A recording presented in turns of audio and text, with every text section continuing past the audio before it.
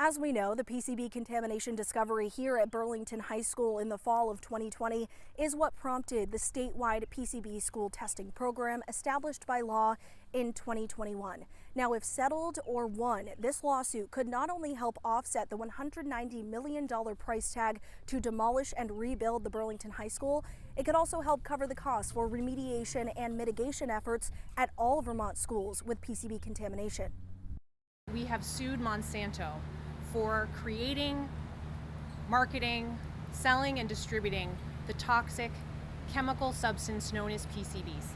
On the Chittenden County Courthouse steps, Attorney General Charity Clark says her office, in collaboration with the Natural Resources Agency, filed the lawsuit here on Friday. The case seeks financial damages for costs to investigate, assess, and remediate the cancer-causing chemical leaching into Vermont's schools' indoor air and waterways, namely Lake Champlain.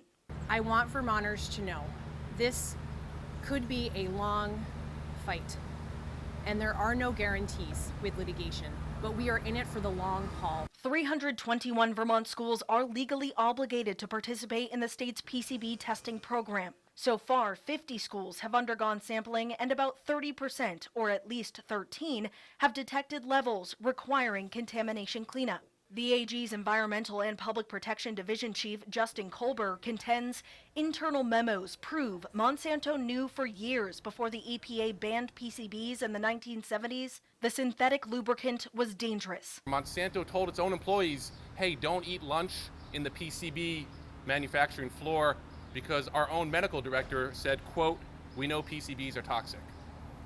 In 1969, a Monsanto manager called PCBs, quote, an uncontrollable pollutant. Kolber asserts despite this apparent knowledge, Monsanto, driven by corporate greed, outwardly deceived consumers. They had conducted their own studies on construction materials that were used in schools. Monsanto knew the volatility of PCBs to break down, and they falsely called PCBs, quote, inert and non-volatile. Within the last 3 years, multiple state attorney generals have settled similar environmental lawsuits against Monsanto. Most recently, Oregon for nearly $700 million.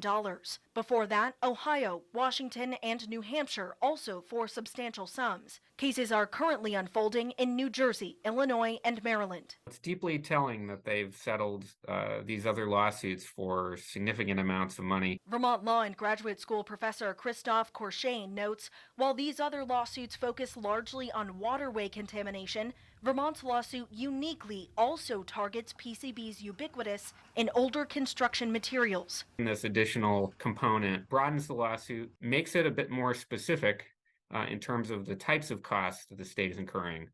In a statement, Monsanto argues this case has no merit. It writes in part, quote, the bottom line is that the state has underfunded its public schools and significantly deferred recommended best maintenance practices. The state cannot recover damages from Monsanto for problems caused by its own neglect and delays. Monsanto's parent company, Bayer, echoes this same denial of liability in its 2 federal lawsuits filed by the Burlington School District and educators last fall.